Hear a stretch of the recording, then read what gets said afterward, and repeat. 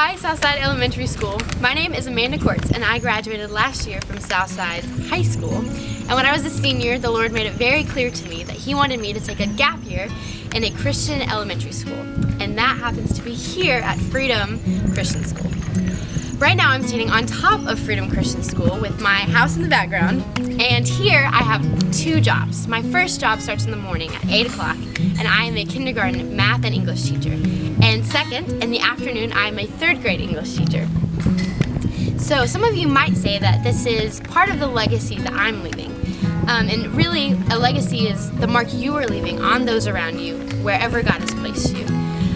But I'm here to tell you today that you too can leave a legacy where you are in Southside, in your homes, with your friends, with your families, and with your neighbors, right where God's placed you. Hi, I'm Jason Hilgeman here in the Dominican Republic. I want to talk to you for a second about legacy. The first thing that comes to my mind is the whole idea of lifestyle. I think sometimes people think about leaving a legacy and they think about maybe doing a few things that's going to be lasting and important, but really, the things that we do as we walk in relationship with the Lord, they are lasting and important, whether they're mundane or not. And so it really is about a lifestyle of walking in relationship with God. And as you walk in relationship with God, you'll find out that God has a heart for the world and that He is concerned about people no matter where they live.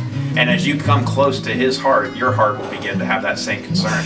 And as you step into a lifestyle of praying for people around the world, you are actually participating in the heart of God as He interacts all over the world with the people where He's working.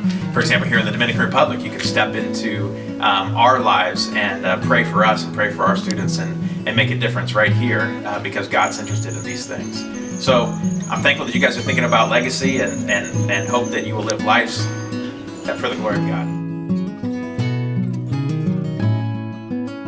An average day at Freedom starts relatively early, at about 6:30 in the morning.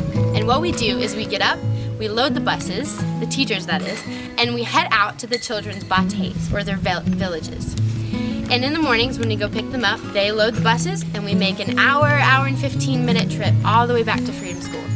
And when they arrive, one of the coolest things about Freedom is that every morning the principal, Tony Simus, greets the kids with a handshake and a good morning. And right after that, we are headed off to breakfast, where they can get a nutritional breakfast high in protein that will keep them full for the rest of the day.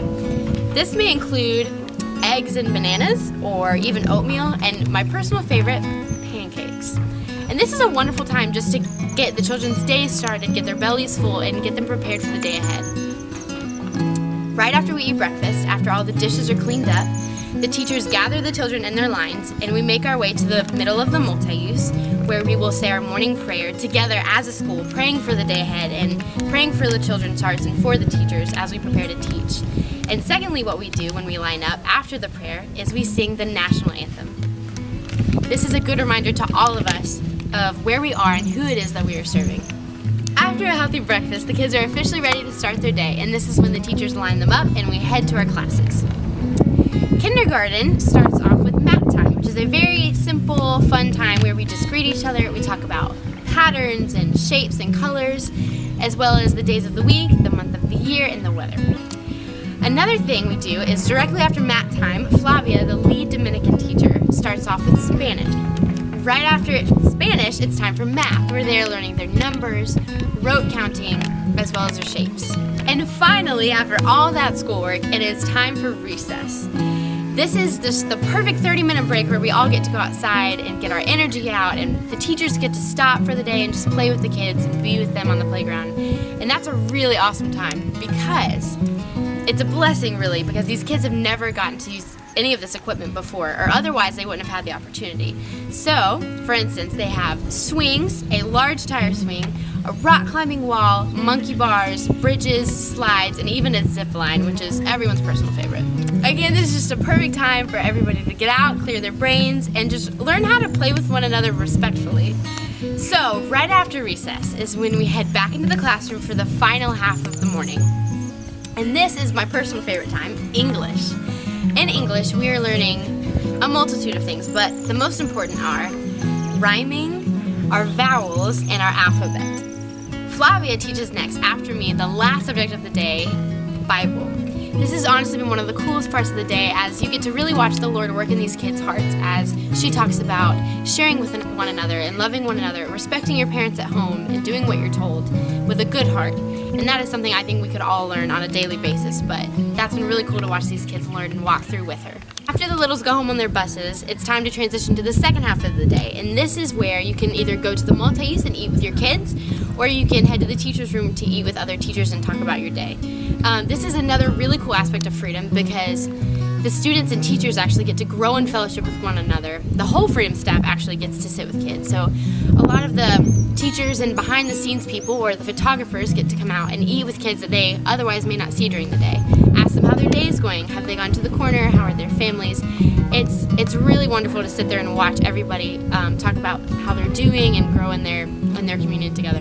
This is the last break of the day where 1st through 4th grade get to head back out to recess and get the rest of their energy out before heading back to class for the final half of their day. For me, this is when I transition into 3rd grade mode. When I walk into the classroom, they are entering into social sciences that is taught in Spanish by their lead teacher. And right after that, they have either art or PE. At 3:15, the school day is officially over and they go from 8 a.m. to 3:15 p.m. And this is the time where they pack up, they clean their classrooms, and they go home. So as they start heading out to the buses, so Nell, one of the disciplinarians, begins calling them by their bates. Fridays are special school days because they are chapel days.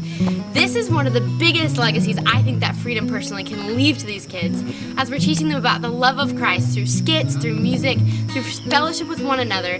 And it's the perfect time just to go through the stories of the Bible that the Lord has given us to teach these kids and to show them what that looks like in a day-to-day life.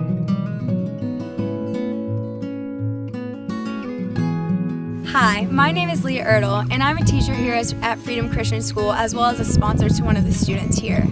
Sponsorship not only changes the child's life, but it also changes the life of the sponsor. I'm a sponsor, and it has been the greatest blessing to be able to interact and pray for my sponsor, Jediel. He is just the funniest little guy, and it is so fun to watch him grow up. It's really cool to be able to pray for him and know that he is being brought to the Lord in prayer and really cared for through prayer, but also I can know that he's being taken care of at the school with meals. It's just a great way to really invest and change a life. So now that you've heard from someone who's personally invested in the lives of the students here through sponsorship, how are you going to leave your legacy?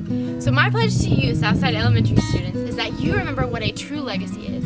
It's not something that you can do, it's not something that man can create, but it's what God is doing through you that will lead others to Christ. It's the mark that you're leaving for Him in your classroom, in your homes, on your friends, on your family. It's what God is doing through you that you couldn't do by yourself.